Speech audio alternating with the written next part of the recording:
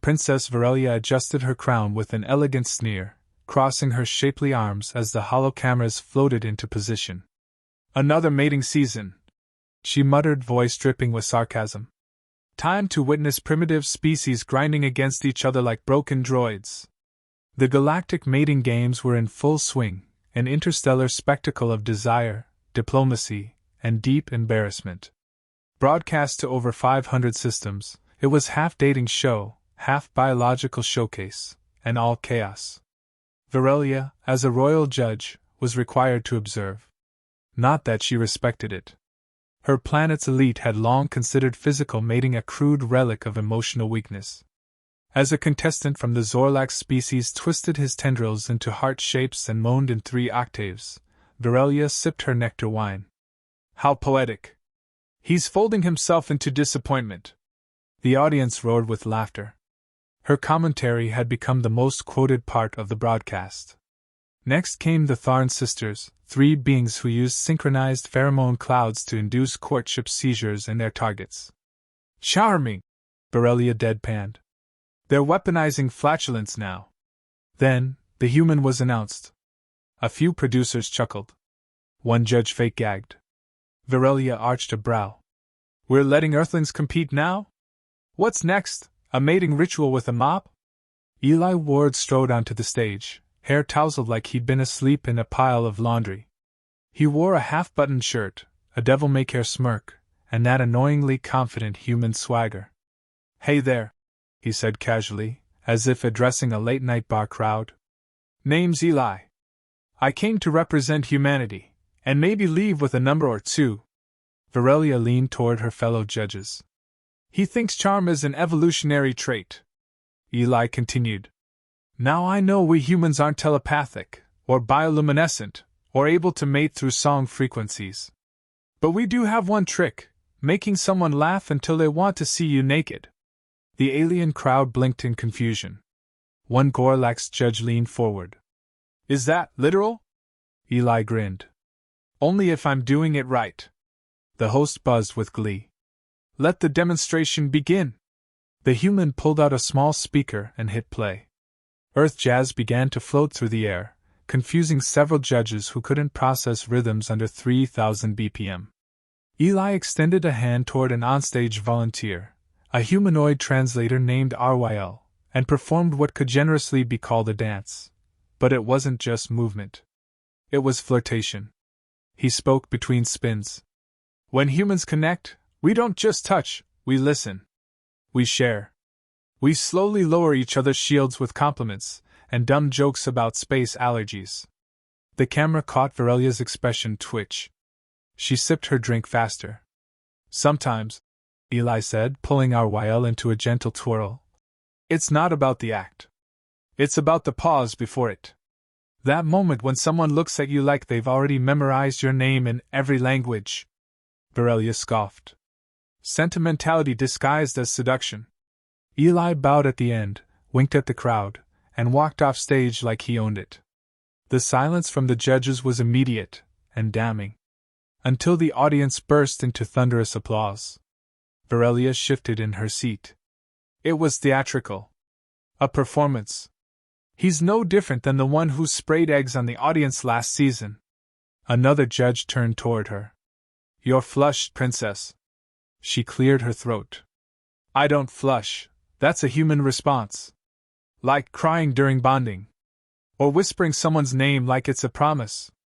Eli glanced up at her in the judge's booth, caught her eyes, and mouthed the words. "You're next." Her third heart skipped a beat. "Unacceptable. Disqualify him," she snapped. "Emotional manipulation is not a mating technique." The host chuckled nervously. "Actually, according to the Galactic Codex, it's surprisingly effective." The crowd chanted his name.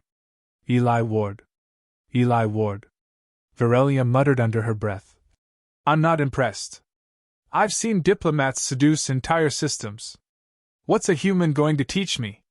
Behind her, one judge whispered, "I think the question is, what isn't he going to teach you?" She ignored them. Swallowed the rest of her drink. Rolled her shoulders back. and realized she was still thinking about the way his eyes crinkled when he smirked. Primitive. Embarrassing. She made a note to summon him for clarification. Not curiosity. Research. Yes. Strictly academic. Nothing else. Eli stood center stage again, this time not as a joke but as the night's most requested return. The audience had voted him back for a full, species-specific courtship showcase. He cracked his knuckles and gave a sideways grin. All right. Let's show you how humans do the slow burn. The lights dimmed. He dimmed his voice to match. First off, we talk. That's foreplay, believe it or not. It starts with noticing the little things. Like how someone's eyes roll when you say something borderline idiotic, but they keep listening anyway. Virelia crossed her legs, not because she was intrigued, she told herself, but because the sudden heat prickling her skin was inconvenient. Eli continued, looking at the judges now. We don't evolve tentacles or pheromones. What we've got is tension. Frustration. Longing stretched so tight you can hear it hum. Then, he snapped his fingers. A touch. Not an accident. A decision. He invited a new volunteer from the crowd, a Duran courier with soft features and visible nerves. Don't worry, he said to her gently. No weird gestures. Just trust me. He took her hands. Spoke as he moved. Now, humans use compliments like they're weapons. The right word at the right time. Undoes armor no tech can crack. He leaned close to the courier. You've got eyes that say you've seen something worth surviving for. The courier blinked, stunned. The crowd collectively forgot to breathe. And then, Eli said, turning to face the camera, we laugh. Because the fastest way to undress someone's guard is humor. He held up a finger. We'll flirt with food metaphors, say things like I'd let you ruin me with just one look over breakfast. And the moment it turns real, when that spark jumps between us, that's when we're all in. He dipped the courier dramatically, held her there for a beat, then whispered something private. She giggled uncontrollably. Audience exploded in applause. Virelia muttered, He's using charm like a scalpel. Another judge whispered, You're blushing again. Quiet, she snapped. The host blinked its 6 eyes. Fascinating. But Eli, do humans rely entirely on verbal seduction? Not always, he said, brushing hair from his eyes. Sometimes, we let silence do the work. He stepped forward, locked eyes with the camera, and stood perfectly still. The quiet that followed wasn't awkward, it was loaded. Like an unspoken dare. You could almost hear every pulse, every breath. Virelia shifted. That stillness was crawling into her headspace, tracing shapes on her thoughts. It was irritating. He finally spoke again. When a human wants you, it's not loud. It's deliberate. And when they touch you, it's not instinct. It's intention. The courier put a hand to her chest, overwhelmed. I've seduced with dance, sure, Eli added, smirking. But once I made a woman fall for me just by watching her talk about her favorite constellation for 20 minutes. Virelia whispered. That's not mating. That's manipulation. No, he said as if hearing her. That's connection. That's the kind of thing that makes someone text you months later just because they saw your kind of sky. One gelatinous judge broke down in tears. It's so tragically inefficient. So tender. The host gasped. He's winning over the judges with sincerity? Not sincerity, Virelia said sharply. He's using warmth like a blade. Eli looked up at her booth again, gave the faintest nod, and raised his brow like an open invitation. Like a question she wasn't ready to answer. That's when she stood. Her voice rang out. Your display was excessive, unnecessarily romantic, and dangerously manipulative. Eli smiled. Thank you. She pointed. You will report to my quarters. For clarification. Of your methods. The host gasped. The audience screamed. The other contestants hissed, moaned, or glowed. Virelia sat back down, jaw tight. Her datapad was shaking in her hands. Her tail flicked like it had its own opinion. This wasn't mating. This was psychological warfare. And worst of all, it was working. The segment ended with the crowd still roaring. Eli exited, calm and casual, waving to fans. But his final glance wasn't to the cameras. It was up. At her. And he winked. Varelia didn't return it. But she did clench her fingers around the seat's edge so tightly it cracked. The chamber doors slid open with a hiss, and Eli strolled in like he owned the place. Princess Varelia stood waiting, arms folded, expression unreadable but eyes betraying something volatile, curiosity spiked with frustration. He offered a lopsided grin. "You summoned me, Your Highness. I assumed it was for another performance critique, or maybe a deeply romantic scolding?" She stared at him a moment too long before answering. "What you displayed was effective. Unorthodox. Perhaps even unethical." He tilted his head. "It got your attention. I'm immune to theatrics." He stepped closer, slow and deliberate. "Then why call me here alone?" She flinched barely, but didn't step back. "To investigate. Personally. You humans use implication as a weapon." "It's not implication," he said, voice low. "It's promise, wrapped in patience. You confuse courtship with manipulation." "No. I just take my time." She tried to retort, but his nearness threw off her timing. The scent of his skin, some mix of sweat, soap, and confidence, was unsettling. He noticed a twitch of her brow. "Something wrong? My senses are overloaded. Possibly a reaction to human pheromones." He smirked. "Or maybe you like the way I talk. Don't flatter yourself. I've heard better lines from criminals awaiting execution." "Were any of them this close?" he asked, lowering his voice. "Or this distracting?" Her pulse fluttered. "This is a test. I require a demonstration." He raised a brow. "I'm flattered. But if this is for the official record, you might want to dim the lights." She inhaled sharply. "You're infuriating. You're curious." She didn't respond. She just looked at his mouth. Briefly. Damningly. He noticed. "I'll go slow," he offered. "Since apparently that's where humans thrive." She stepped closer. "One kiss.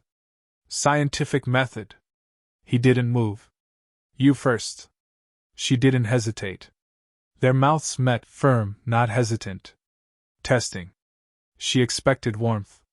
What she didn't expect was the yield in it, the way it invited her in like a conversation instead of a conquest.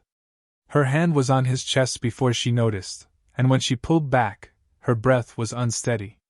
"That wasn't unpleasant. You kissed me like you were trying to win. Try again like you want to lose a little." Her second kiss was slower, lips softer. She gripped his shirt, not to pull him closer, but to ground herself. It was a strange new current, power flowing both directions. No dominance. Just rhythm. She hated how right it felt. "I've interrogated war criminals with less intensity," she muttered. He grinned. "Don't worry. You'll break eventually." She pushed him onto the velvet bench behind them, climbed into his lap like it was protocol. "You're still on trial." He ran his hands up her waist, fingers respectful but certain. "Then sentence me." She rocked against him without warning. He stiffened, not from surprise but from the sudden burst of heat between them. Her markings glowed faintly, royal biological indicators of arousal. She noticed and gasped. "That is not intentional." He chuckled. "Don't worry. I'll pretend it's part of your diplomacy training." "You talk too much," she whispered. "You think too much," he returned. She moved faster, guiding his hands. "I'm analyzing every detail. Just feel it." They found a shared rhythm, laughter in between the gasps, teasing remarks layered over groans. Her crown fell off halfway through and rolled under the seat.